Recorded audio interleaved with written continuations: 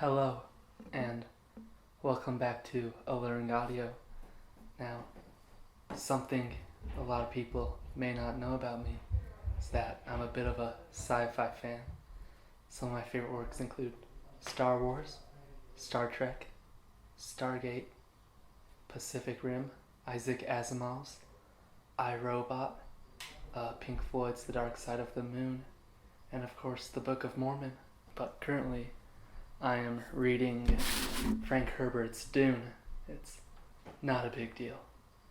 So what I thought I'd do is I would just read the first few pages or so to give you a little sampling and maybe help you fall asleep. And if it's something you're interested in, you can pick up a copy and enjoy Dune for yourself. So let's get started.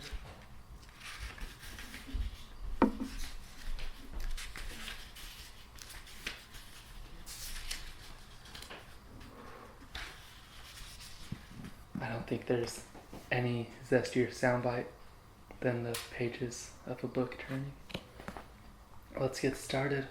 In the week before their departure to Arrakis, when all the final scurrying about had reached a nearly unbearable frenzy, an old crone came to visit the mother of the boy Paul. It was a warm night at Castle Caladan, and the ancient pile of stone had served the Atreides family as home for 26 generations for that cold sweat feeling it acquired before changing in the weather. The old woman was let in the side door, down the vaulted passage by Paul's room, and she was allowed a moment to peer in at him where he lay in his bed. By the half-light of a dispenser lamp, dimmed and hanging near the floor, the awakened boy could see a bulky female shape at his door, standing one step ahead of his mother. The old woman was a witch shadow, hair like matted spiderwebs, hood rounded darkness of the features, eyes like glittering jewels. This sounds like a lovely lady. Is he not small for his age, Jessica? The old woman asked. Her voice wheezed and twanged like an untuned balisette. A balisette is a type of instrument in Dune. It's something you'd know if you were reading Dune. Paul's mother answered in a soft contralto. The Atreides are known to start late getting their growth, your reverence. So I've heard, wheezed the old woman. Yet he's already 15. Yes, your reverence. He's awake and listening to us, said the old woman. Sly little rascal, she chuckled. But royalty has need of slyness, and if he's really the Kwisatz Haderach, well, you'd know what a Kwisatz Haderach is if you were reading Dune. Within the shadows of his bed, Paul held his eyes open to mere slits, two bird-bright ovals. These eyes of the old woman seemed to expand and glow as they stared into his. Sleep well, you sly little rascal, said the old woman. Tomorrow you'll need all your faculties to meet my Ganjabar.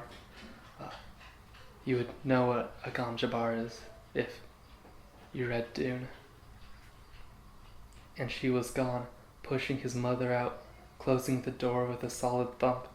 Paul lay awake wondering, what's a Ganjabar? See, Paul hasn't been reading Dune. He doesn't know what a Ganjabar is.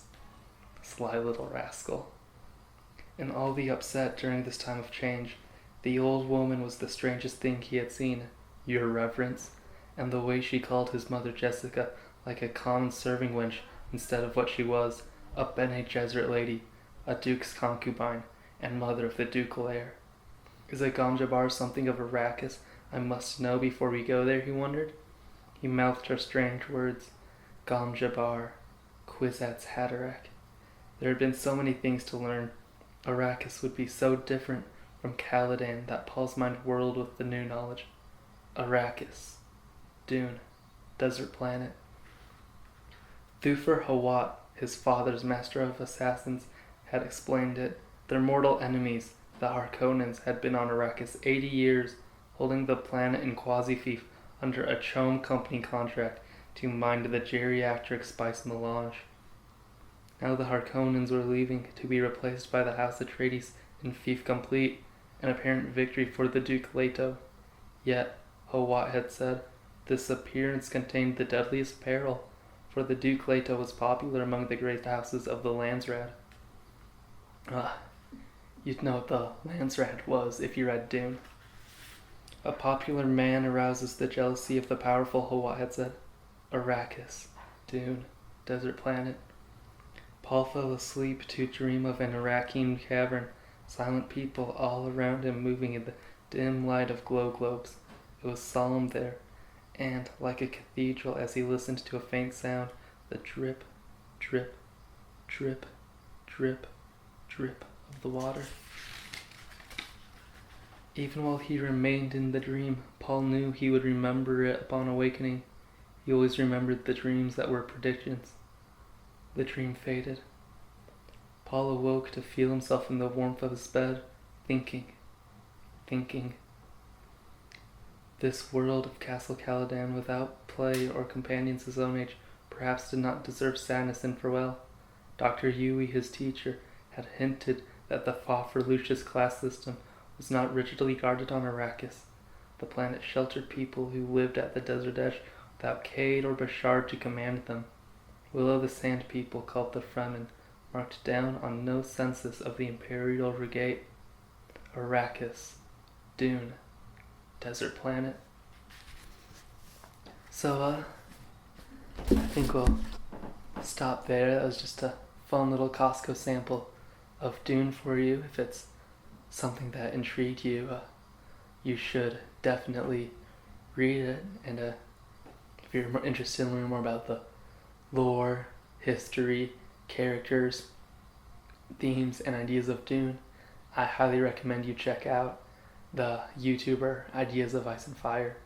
He does a great deal on there.